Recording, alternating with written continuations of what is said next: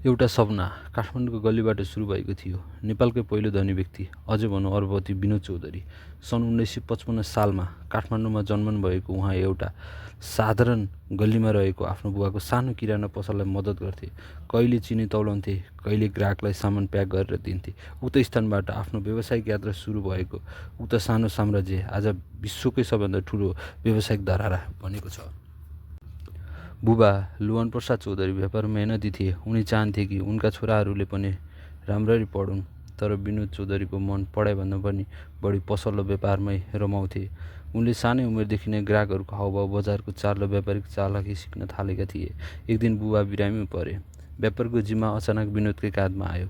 साथीहरू जहाँ पढ्दै थिए, पार्टी गर्दै थिए, विनोद चाहिँ व्यापार सम्हाल्न दौडिरहन्थे। उनी भन्थे, म पढ्न विश्वविद्यालय गएको छैन होला, तर म बजारबाट पढ्दैछु।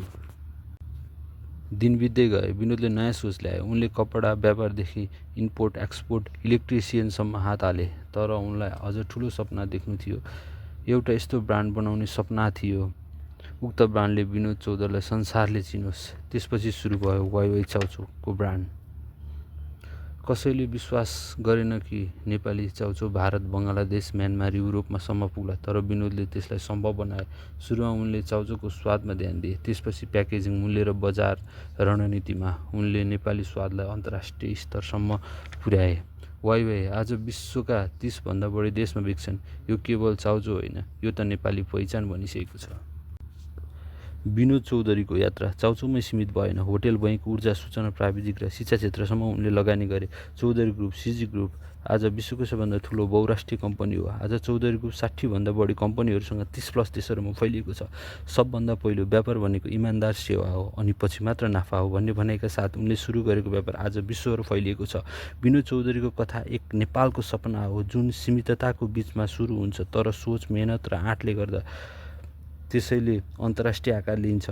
उहाँ नेपालको पहिलो अरबपति हुनु मात्र गौरवको कुरा होइन, उहाँले संसारलाई देखाउनु भएको छ कि नेपालीले पनि विश्व जित्न सक्छ। विनोद चौधरीको जीवनबाट हामीले धेरै कुराहरू सिक्न सक्छौँ। सानोतिनो व्यापारबाट पनि ठुलो सपना हात पार्न सकिन्छ। विनोद चौधरीले काठमाडौँको सामान्य किराना पसलबाट सुरु गरे। थोरै साधन र सीमित अवसर हुँदाहुँदै पनि उनले ठुलो सपना देखेर त्यस सपनालाई साकार पार्न दिनरात डटेर लागि परे र अन्तिममा सफल भएर छाडे। जोखिम लिन नसके सफलता सम्भव छैन। विनोद चौधरीले वाइवाई ब्रान्ड सुरु गर्दा धेरैले शङ्का गरे, तर उनले ठुलो जोखिम लिएर आज त्यो निर्णय सफल भयो। त्यसैले भन्ने गरिन्छ, जोखिमको सामना बिना असल अवसर हात लाग्दैन। असफलताबाट नडराउने।